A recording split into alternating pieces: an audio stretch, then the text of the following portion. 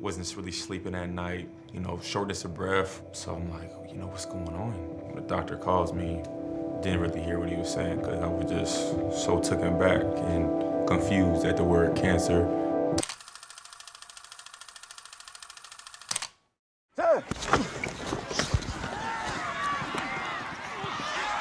I grew up in Erie, Pennsylvania. I was 10 years old when I first started playing football. It was the first year I was in the 5th grade, and they fell in love with it ever since. So it was 2015, playing versus Youngstown State, hitting the leg. If y'all know something isn't right on my right knee. And they tell me I tore my MCL. Doc looks me in my eyes and he says, "You out for the season." Surgery was good, surgery was a success. And I'm rehabbing for that, I'm running.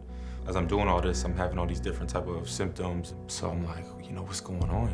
So I go get the x-ray on my chest.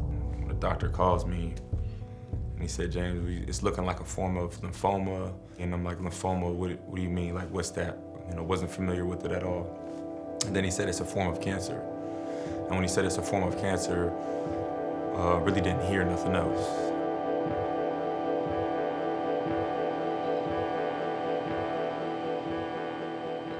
My mother told me these words. She said, "This is temporary." She said, "This is temporary, and it'll be over soon." So, you gotta make a decision right there, how you gonna respond. That's basically what it comes down to. I said, "Let's go." I remember sitting in a chair, and my nurse Sarah came walking out, and she had a whole jumpsuit on. She had, gloves on, a mask, goggles, everything, carrying the chemo like this. And it was in like these big syringe tubes. And they were like, "Yeah, it can't get on their skin and whatnot." I'm thinking to myself, it can't get on the skin, but they about to, put it in me, but that just shows like the type of monster chemo is, it's real, real tough. 12 rounds of chemotherapy every 2 weeks for 6 months. It was just a fight every time.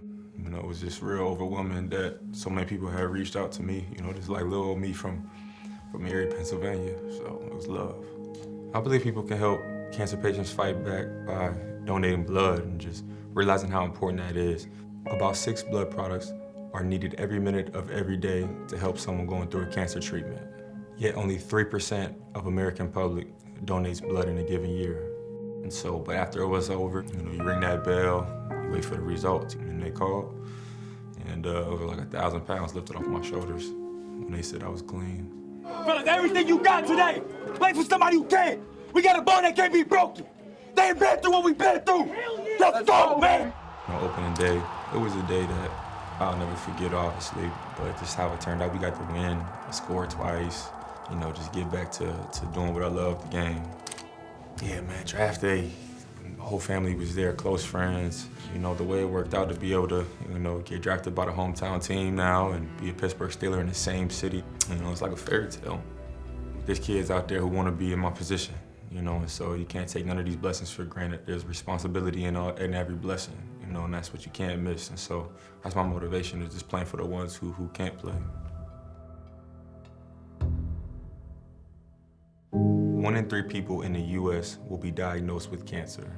That's why I've partnered with the American Red Cross and American Cancer Society to help fight back against cancer. We can all do our part to help ensure our loved ones have the strength and support to fight cancer by donating blood.